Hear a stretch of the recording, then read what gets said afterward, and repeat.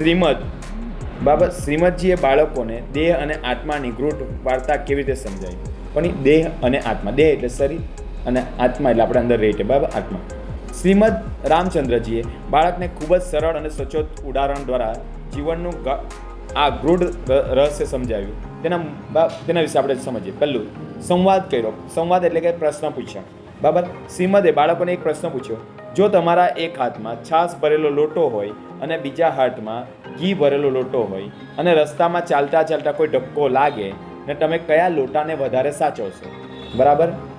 તો બાળકો પ્રભાવિત થઈને જવાબ આપે છે કે ઘીનો લોટો વધારે સાચવશે, કારણ કે છાશ તો ઢોળાઈ જાય તો કોઈ ફરક નહીં પડે, બરાબર, કોઈ ફરી ભરી આપશે, પણ ઘી કેવું છે? કિંમતી છે, બરાબર, એ કોઈ પાછું વહેલું આપશે નહીં, બરાબર.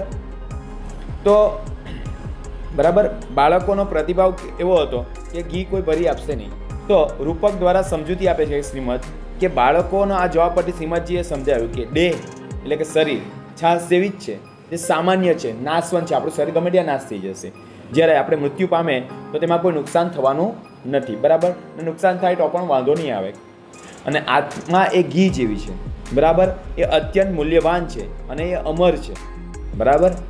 એટલે કે નિષ્કર્ષણ શું મળ્યું કે માણસે અજ્ઞાનતાને કારણે દેહ સાચ્યો છે. આપણે શું સાચવીએ? દેહ સાચવવાનો પ્રયત્ન કરીએ, પણ ખરેખર તો આત્મા મૂલ્યવાન છે, તેની બરાબર દરકાર કરવી જોઈએ. કોનું દરકાર?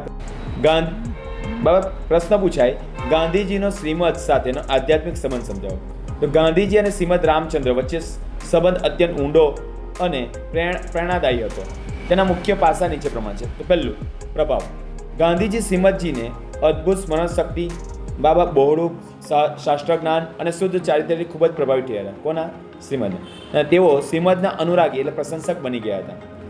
માર્ગદર્શન તરીકે, તો ગાંધીજી જ્યારે પણ આધ્યાત્મિક ધર્મ સંબંધી કોઈ પણ મૂંઝવણ થતી ત્યારે તેઓ શ્રીમદ પાસે જતા અને પ્રશ્નો રજૂ કરતા અને યોગ્ય માર્ગદર્શન લેતા હતા. અને ગુણોથી બી પ્રભાવિત થયેલા. એટલે ગાંધીજીમાં સત્ય, અહિંસા, બ્રહ્મચર્ય અને અપરિગ્રહ જેવા ગુણો વિકસાવવામાં અને દ્રઢ કરવામાં શ્રીમદજીનો પ્રેરણાનો મોટો ફાળો હતો.